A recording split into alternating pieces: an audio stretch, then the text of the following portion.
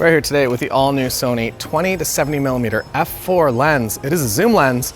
If you follow the channel, you know I'm a prime lens shooter. So let's see how this goes. I've already shot with it. It's a bit of a departure from what I usually do when I'm shooting at f1.2.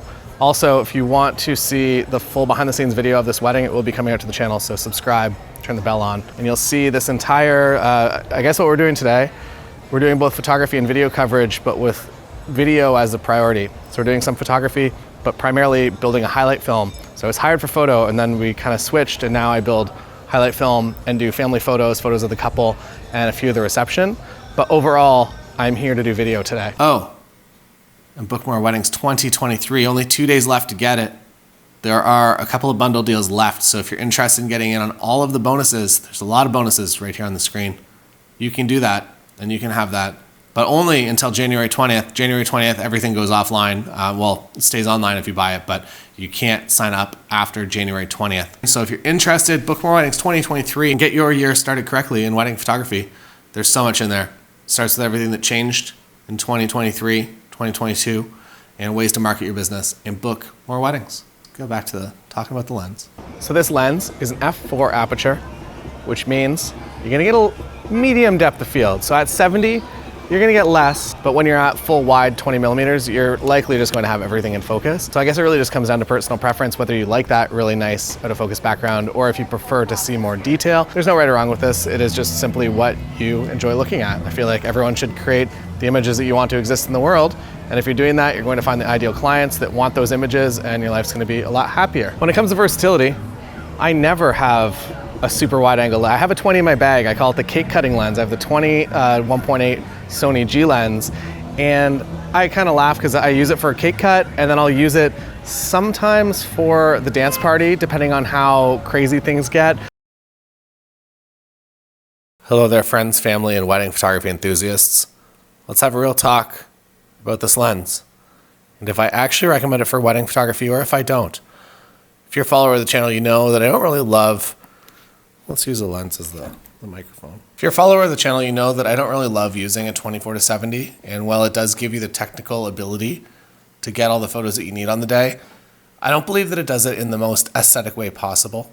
And this even includes a 24-70 f2.8, that in the right conditions, it is the right tool for the job, but at least speaking to the weddings that I do and that I'm the most familiar with, that are North American, Canadian weddings here, that it's not usually the tool that I go to most, even with access to it at this destination wedding.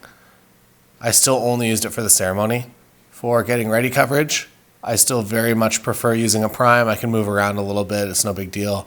I like having that really shallow depth of field. I feel like it makes the day feel a lot more cinematic and a lot more just aesthetically pleasing overall. Now, let's talk about some strengths of this lens. I really, really love having the 20mm end of this lens. It makes me very happy. It's not a focal length that I typically have access to on a wedding day, and specifically for this wedding with this big, beautiful scene, it was very, very nice to be able to capture that in a different way than I would usually do that. Usually I'd be at, 51.2, and I would, again, be locked at something like 1.2, and it makes this, so this image on the screen, this is from the 51.2. It's nice, but the focus, it's kind of in a weird spot, whereas when you're shooting with f4, kind of everything is in focus whenever you're shooting at 20mm. So it definitely works well for some shots. It works well for with active stabilization on. This is just me handheld walking down the aisle. And then when you do max it out all the way, and you zoom all the way into 70mm, it looks like this. And I think that that's totally possible. So yes, you can get the shot, but is it the best shot you can get? I don't believe so. I think that my ceremony lens is going to remain the Tamron 35-150 and an update from that. Fixed under warranty, it became a tilt shift. If you weren't following the saga, I don't know what happened, but apparently a complete overhaul and all new lens pretty much, or completely rebuilt. So for me personally, and again, this is speaking to my personal preference, if you look at the focal length and you're like 20-70 f4, that sounds like the exact right lens for me. You're probably right. It probably is the exact right lens for you.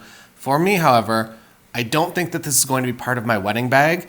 That said, I will be buying this lens because it is an incredible travel and landscape lens. It does everything. It's so lightweight. It does the wide end. It replaces my 16-35 pretty much completely, or gives me enough that I can work with. I don't get the 16, which is a bit of a bummer, but starting at 20 is enough of a compromise, I think.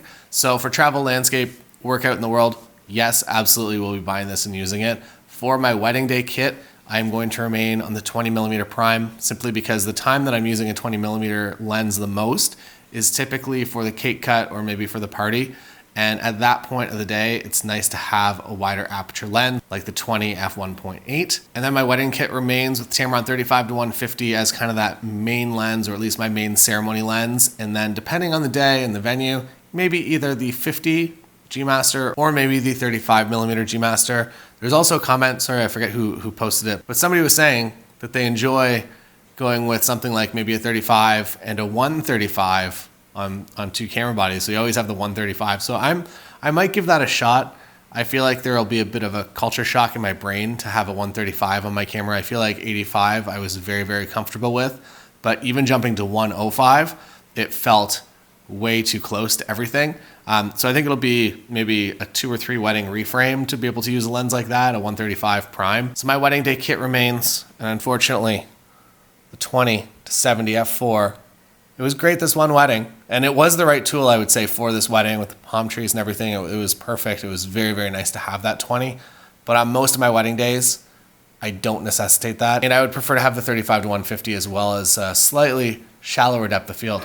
Also, this is an authentic Sam Hurd prism. He left this. We shared we had an Airbnb with a bunch of bedrooms in Banff at Not a Conference version 1.0, and he chipped this one at Not a Conference, I think. So he left it in our room. So if you want to buy this, it's not for sale.